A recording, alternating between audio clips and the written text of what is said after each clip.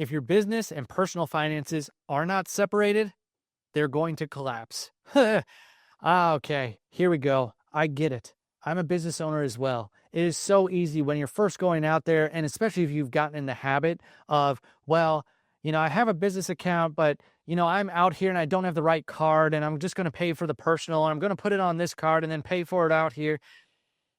You're breaking the corporate veil right from the very beginning. It's like, why even have a business at that point? You need to keep it separated as much as humanly possible, like to where you have it locked down and you don't use those personal cards for anything business and vice versa. You don't use the business for anything personal because, number one, it might get you into trouble and you might be able to not have the liability protection that a LLC or an S Corp or C Corp provides. You're literally putting yourself in a very risky position. But most people know that. And so I'm just reiterating what you know. But then there's another aspect of it that most people don't think about. It's, are you robbing Peter to pay Paul? That might be in your own business where maybe you have different exit strategies or you have different businesses that you run, and maybe one is hurting and the other one is like doing well. And maybe you're co-mingling different business funds together just because one business is hurting and the other one is healthy. So now you're just putting on life support, something that's actually not getting you closer to your financial goals. This is where I don't want you robbing from Peter to pay Paul, whether it's your personal finances to your business, where some people are like, hey, I've got some personal reserves. I need to put them in the business, but then you have no plan to pay yourself back from those business funds that you make and from the sales that you do. And then you're just like, hey, I'm just going to reinvest in the business. And then one day your personal reserves are gone and the business has eaten them all. Now the business has eaten everything that's in the business accounts. And you're like, well, that's it. Game over. Bankruptcy time. I don't want that to happen for you. I also don't want you robbing Peter to pay Paul on the other end. It's like, hey, I want the Maserati, I want the Lamborghini, I want the biggest house, I want the plane. And so you start robbing from the business into your personal life, and you wake up one day and all the business money is gone, but you have all these things that are depreciating assets.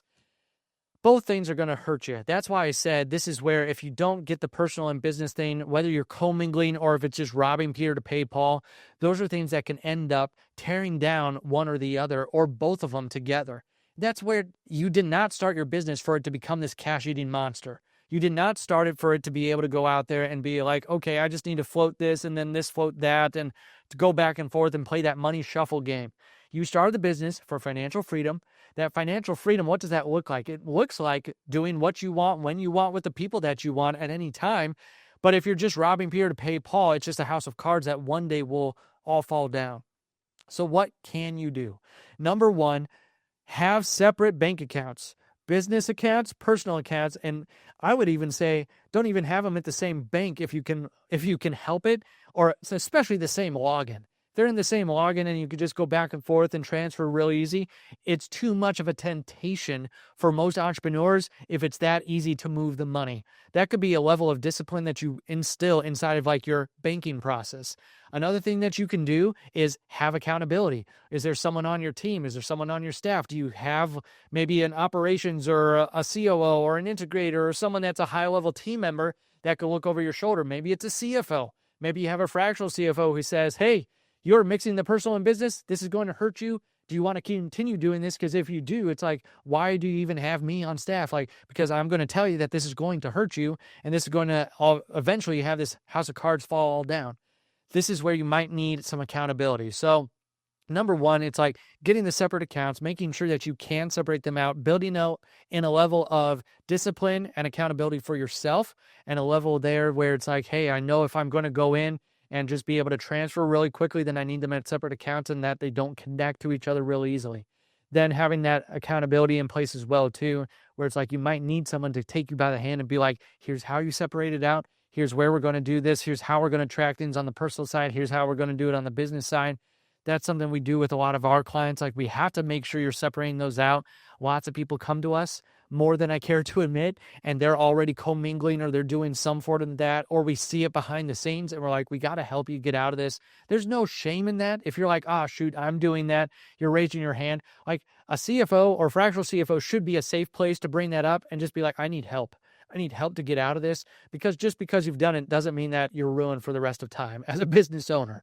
What you need to do now is take someone, help you get out of that situation, or you say, enough's enough, I'm going to separate this out and make sure that they don't commingle. I'm also going to make sure that I'm making enough on the business that I don't need my personal to float the business, or vice versa, that I don't have a lifestyle that exceeds my business income. So that way I have to keep feeding the lifestyle and robbing Peter to pay Paul.